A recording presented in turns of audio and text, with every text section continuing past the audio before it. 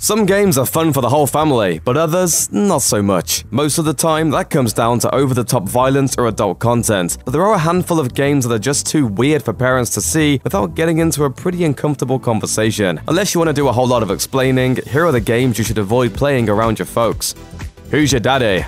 If you really want to make your parents uncomfortable with a game, show them Who's Your Daddy? A game about a baby trying to do things it definitely shouldn't with some pretty dire consequences. What parent doesn't love being reminded of their worst nightmare? In this title, you can play as a baby with the goal of wandering around, evading your father, and encountering various ways to get hurt, like eating batteries and putting forks in light sockets. Or you can play as the baby's dad, with the goal of preventing your child's horrible fate by locking cabinets, covering up power outlets, and completing household chores that will give you superpowers like being able to see through walls. Whichever route you take, good luck getting your parents on board, especially if you play as a father and lose. Not only will you have to let your digital child meet a grim end in front of them, you've likely given them serious reservations about your abilities as a real-life parent.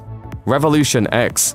It's hard to believe that Midway's Revolution X is actually real, an arcade shooter set in a dystopian future where a fascist government has outlawed rock and roll. The game calls upon you to save the world by rescuing Aerosmith, the kidnapped icons of dad rock with a gun that shoots CDs. It's up to you now. Find our car and stop the new order. With its insanely ridiculous premise and relentless graphics, it's still a pretty fun game to pop a few quarters into if you run into it at an arcade. Just make sure that your dad's not around when you do. It's not the violence, villains mostly just explode when you hit them with an Aerosmith CD, which is weird but understandable, and it's not even the sight of Playboy model Kerry Hoskins in a dominatrix costume as the game's final boss, Mistress Helga. All that is goofy and relatively tame by today's standards, but do you really want to run the risk of hearing your old man sing along to Sweet Emotion or, God forbid, Do Looks Like a Lady? That's a sight and sound that could haunt you to your grave. Hatoful Boyfriend.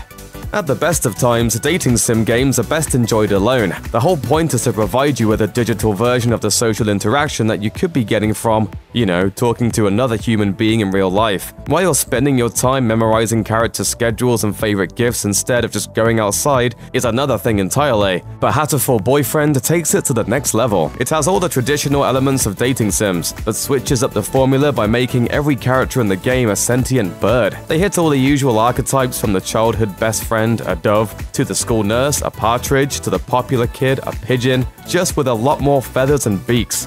Oh, and just in case that wasn't weird enough, there's a secret mode unlocked after you finish the dating sim that's actually a psychological thriller murder investigation about the protagonist's death, where you're tasked with finding the killer, who is also a bird. At the very least, playing a game about trying to date a literal pigeon is going to raise some questions from your mom, and probably lead to a lot of whispered phone conversations with other moms trying to figure out why you can't just find a nice human boyfriend instead. No More Heroes. With a roster of family-friendly games that brings things like bowling alleys and resort skiing into the living room, everyone loves the Wii. If you're trying to liven up game night at Grandma's with a trip back to 2006 though, just make sure you stay away from No More Heroes. Don't be mistaken, it is one of the best games ever released for the Wii. Suda51's typically weird take on a laser sword-wielding assassin who takes out his targets with pro wrestling moves tells a compelling story, full of action that involves slashing enemies in half with a shower of blood and coins. But that's not the problem, and surprisingly, neither is Travis Touchdown's unhealthy obsession with anime. The problem is that in order to recharge your laser sword, you're required to firmly grasp the Wiimote and give it a vigorous up and down shake that, well, let's just say that it resembles the motion of having some solo fun that doesn't require a game console. It's not the sort of thing you really want Grandma seeing you doing in the living room, and believe us, you don't want to see Grandma doing it either. Braid. The 2006 indie darling Braid may seem like the least objectionable game on this entire list. There's no blood, no violence, no intimacy with birds, just a straightforward puzzle platformer with time-bending mechanics. If you're a completist though, acquiring all of the notoriously difficult secret stars is definitely going to raise a few eyebrows. The very first secret star in the game in level 2-2 is easy to find. Actually getting to it, on the other hand, requires you to hop on a cloud and stand there while it makes its way across the entire level. The catch? The cloud moves so slowly that it takes almost 2 hours to get to its destination, during which you can't really do anything else but stand around. A kid spending 2 hours playing a video game might not be that much of a problem, but even the most permissive parents would probably start to question it after 45 minutes of staring at an achingly slow trip across a level without doing anything. Don't you have a lawn to mow or anything?